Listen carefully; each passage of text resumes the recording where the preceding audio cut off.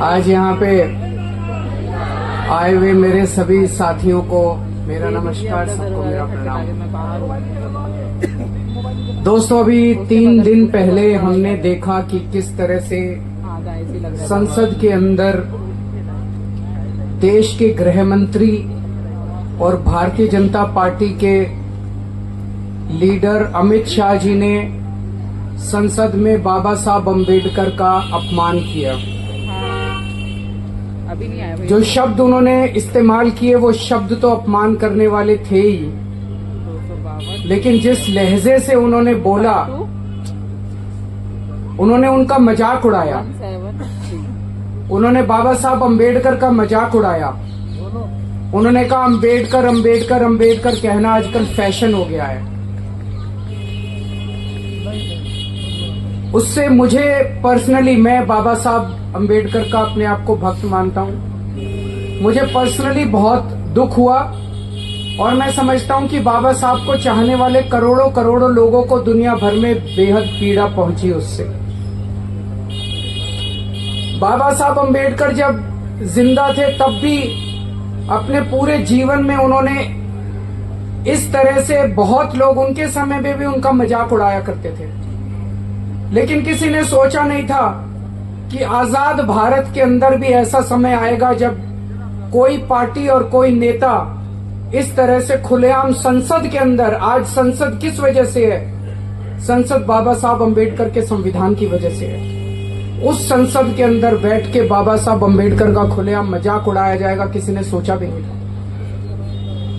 एक तरफ हम उसकी कड़ी निंदा करते हैं, भारतीय जनता पार्टी की कड़ी निंदा करते हैं, उनके नेताओं की कड़ी निंदा करते हैं जिन्होंने खुलेआम इस तरह से बाबा साहब अम्बेडकर का मजाक उड़ाया, लेकिन उसके जवाब में आज मैं बाबा साहब अम्बेडकर के सम्मान में एक बहुत बड़ी घोषणा करने जा रहा हूं।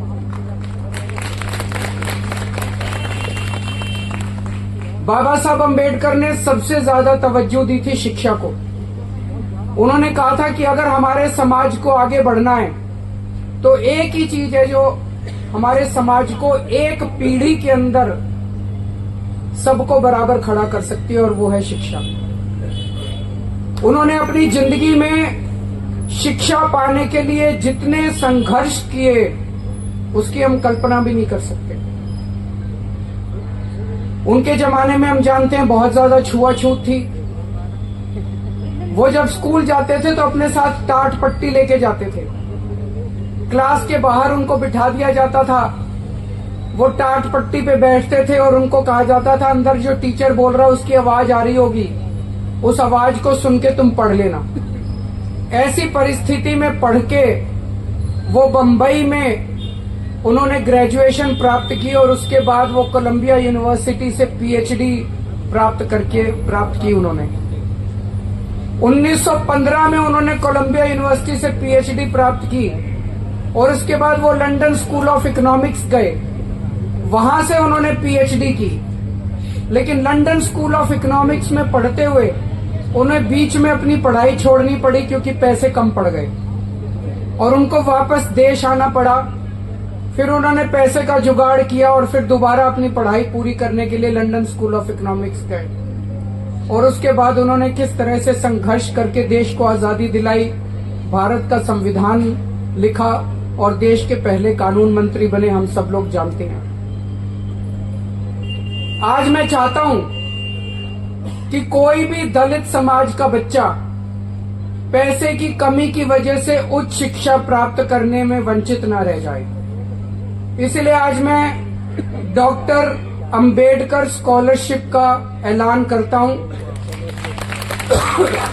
कि दलित समाज का कोई भी बच्चा अगर दुनिया की किसी भी टॉप की यूनिवर्सिटी में पढ़ना चाहेगा तो वो बच्चा उस यूनिवर्सिटी में एडमिशन ले ले। बस एडमिशन लेने के बाद उसका सारा पढ़ाई का खर्चा, आने जाने का खर्चा, सारा खर्चा दिल्ली सरकार वहन करेगी।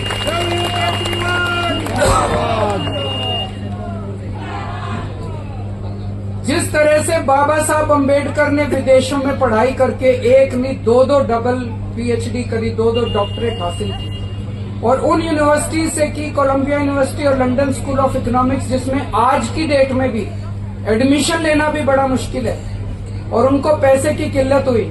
लेकिन आज हम आजाद भारत में सांस ले रहे हैं। आजाद भारत में किसी बच्चे को फॉरेन यूनिवर्सिटी में पढ़ने की दिक्कत नहीं होनी चाहिए।